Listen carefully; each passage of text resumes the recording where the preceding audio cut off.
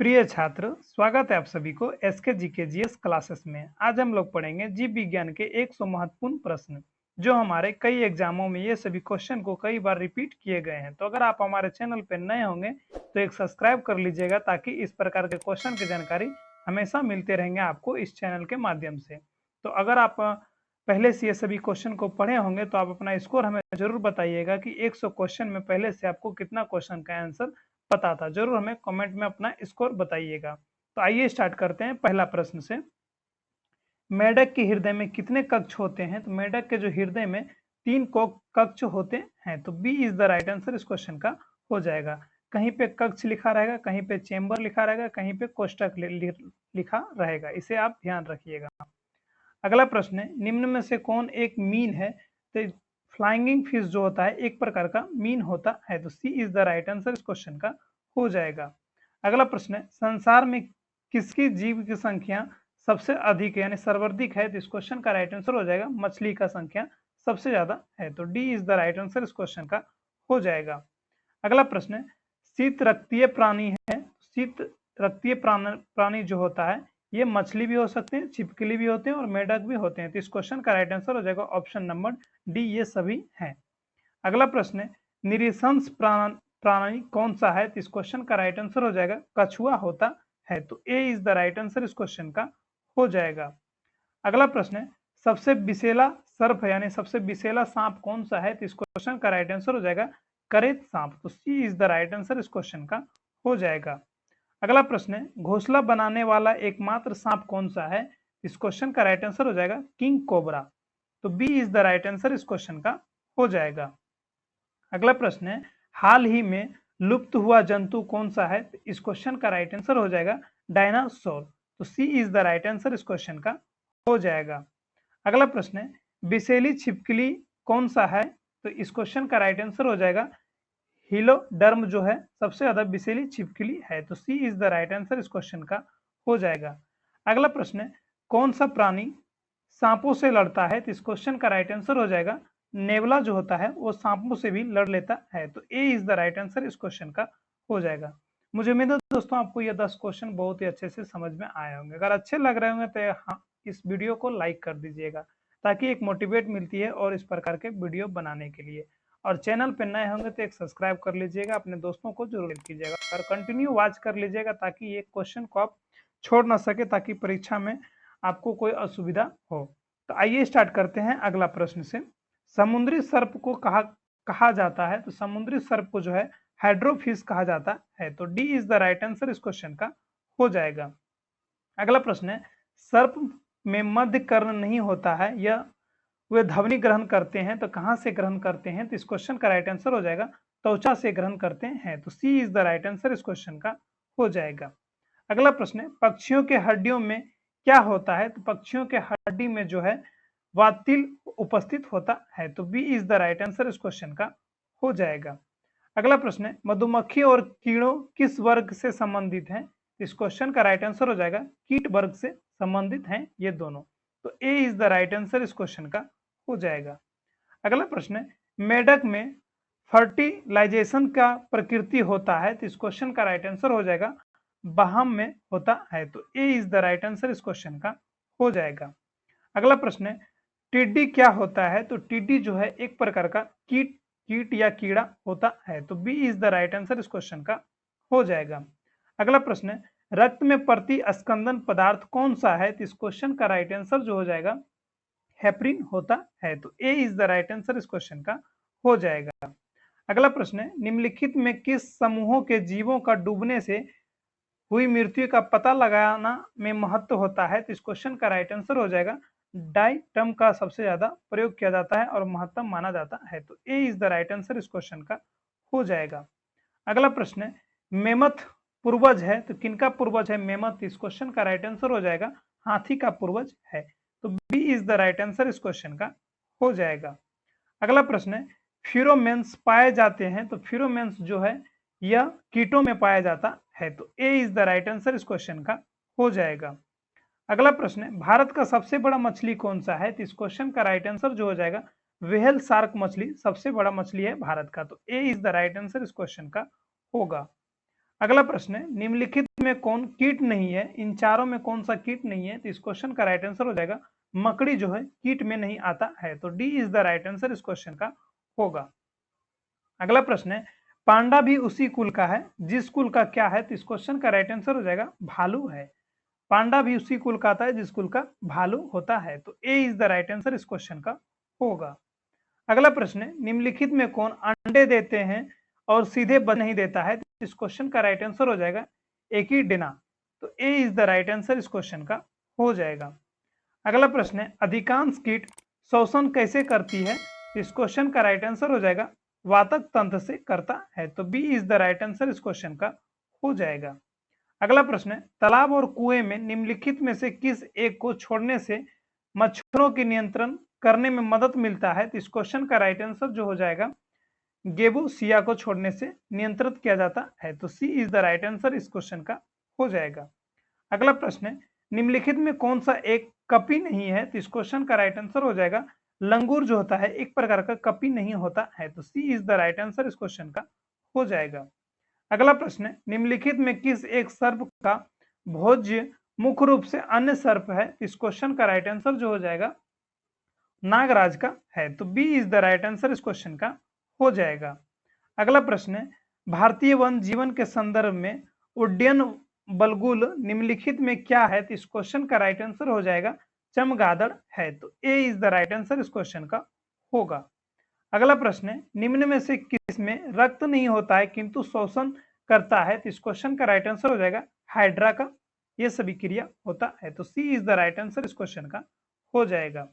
अगला प्रश्न है, स्पंज के सिरों पर स्थित बड़ा छिद्र कहलाता है? तो इस क्वेश्चन का राइट आंसर हो जाएगा अस्कुलम कहलाता है, तो D is the right answer इस क्वेश्चन का हो जाएगा। अगला प्रश्न है, मधुमक्खियों में का पालन क्या कहलाता है? तो मधुमक्खियों का जो पालन होता है यह जो है एपीकल्चर के अध्ययन के तहत आता है, तो D is the right answer इस क्वेश्चन का हो जाएगा। अगला प्रश्न है, शोषण की क्रिया संपन्न होता है? तो शोषण की क्रिया जो होता है ये माइटोकॉन्ड्रिया में संपन्न होता है, तो D is the right answer इस क्वेश्चन का हो जाएगा। अगला प्रश्न है, हमारे द्वारा छोड़ा हुआ सांस का हवा में CO2 का मात्रा लगभग कितना होता है या कितना परसेंट होता है? तो इस क्वेश्चन का राइट आंसर जो हो जाएगा वो 4% होता है, तो ए इज द राइट आंसर इस क्वेश्चन का हो जाएगा। अगला प्रश्न है, क्रेब्स चक्र में किसका संश्लेषण होता है? तो क्रेब्स चक्र में जो होता है यह पायरुविक अम्ल का होता है, तो ए इज द राइट आंसर इस क्वेश्चन का हो जाएगा।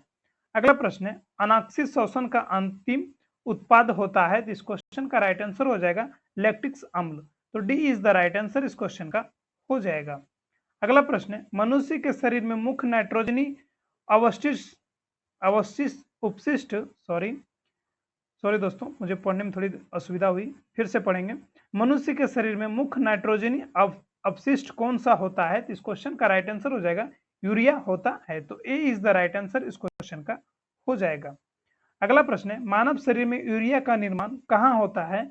इसका निर्माण जो है यकृत में होता है, तो सी इज द राइट आंसर इस क्वेश्चन का हो जाएगा। अगला प्रश्न है, रक्त का अशुद्धियों किस अंग में जाकर छनता है? तो इस क्वेश्चन का राइट आंसर हो जाएगा बृहद यानी किडनी जो होता है उसमें जाके अशुद्धियां छान लेता है, तो D is the right answer इस क्वेश्चन का हो जाएगा ब्रिकोकोम में। अगला प्रश्न है, मानव मूत्र का पीला रंग किसके कारण होता है? मोस्ट इंपोर्टेंट क्वेश्चन दोस्तों, इस जो है यूरोक्रोम के कारण होता है, तो ए इज द राइट आंसर इस क्वेश्चन का होगा। अगला प्रश्न है, नेफ्रॉन किससे संबंधित है? तो नेफ्रॉन जो होता है यह यकृत से संबंधित है, तो ए इज द राइट आंसर इस क्वेश्चन का हो जाएगा। अगला प्रश्न है, कृत्रिम गुर्दा निम्नलिखित में से किस सिद्धांत पर कार्य करता है? तो यह जो है डायलिसिस पे काम करता है, तो D is the right answer इस क्वेश्चन का हो जाएगा। अगला प्रश्न है, मानव शरीर में यूरिया का अधिकतम मात्रा किसमें पाया जाता है? तो यह जो है मूत्र में पाया जाता है, तो B is the right answer इस क्वेश्चन का हो जाएगा।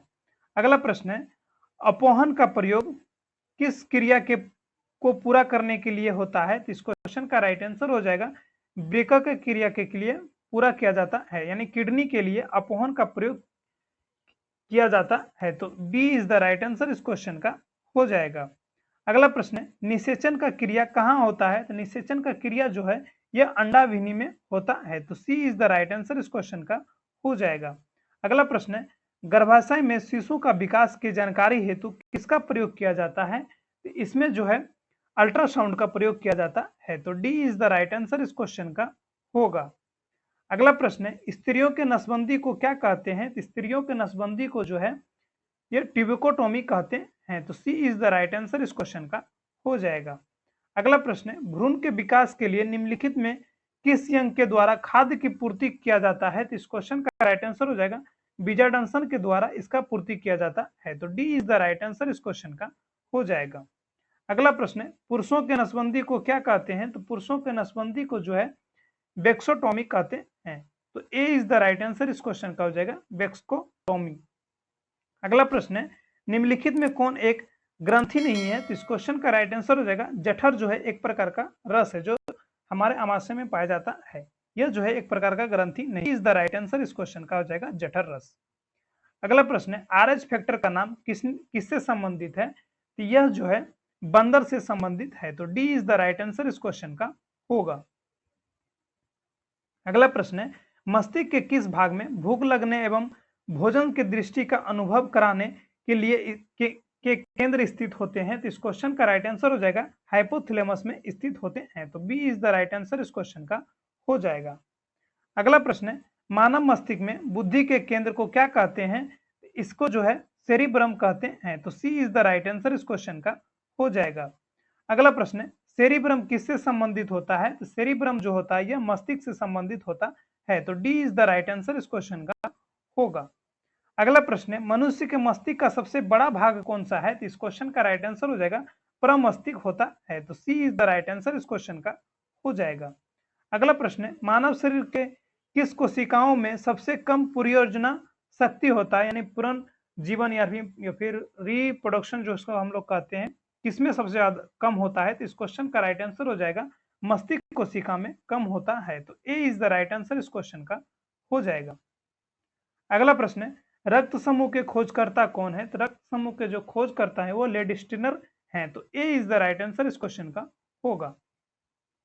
अगला प्रश्न है, किस रुधिर वर्ग में दोनों एंटीबॉडी पाया जाता है? इसमें जो है ओ में ओ पॉजिटिव वाला ग्रुप को जो होता है जिसमें दोनों एंटीबॉडी पाया जाता है। तो D is the right answer इस क्वेश्चन का हो जाएगा। अगला प्रश्न है, किस रुधिर वर्ग में एंटीबॉडी नहीं पाया जाता है? तो इस क्वेश्चन का राइट आंसर हो जाएगा ए बी में नहीं पाया जाता है। तो सी इज द राइट आंसर इस क्वेश्चन का हो जाएगा। अगला प्रश्न है, किस रुधिर वर्ग में कोई एंटीजन नहीं पाया जाता है? इस क्वेश्चन का राइट आंसर हो जाएगा ओ में कोई भी एंटीजन नहीं पाया जाता है। तो D is the right answer इस क्वेश्चन का हो जाएगा। अगला प्रश्न है, मानव शरीर में लाल रक्त कण का निर्माण कहाँ होता है? इसका निर्माण जो है यह अस्थि मज्जा में होता है। तो सी इज द राइट आंसर इस क्वेश्चन का हो जाएगा। अगला प्रश्न है, शरीर में लाल रक्त कणिकाओं कितने दिनों तक जीवित रह सकता है? इस क्वेश्चन का राइट आंसर हो जाएगा 120 दिन तक जीवित रह सकता है। तो B is the right answer इस क्वेश्चन का हो जाएगा। अगला प्रश्न है, लाल रक्त कणिकाओं कहाँ उत्पन्न होती है? इस क्वेश्चन का राइट आंसर हो जाएगा अस्थि मज्जा में उत्पन्न होता है। तो B is the right answer इस क्वेश्चन का हो जाएगा। अगला प्रश्न है, लाल रक्त कणिकाओं किस नाम से जाना जाता है? यह जो है एरिथ्रोसाइटस के नाम से जाना जाता है। तो ए इज द राइट आंसर इस क्वेश्चन का होगा।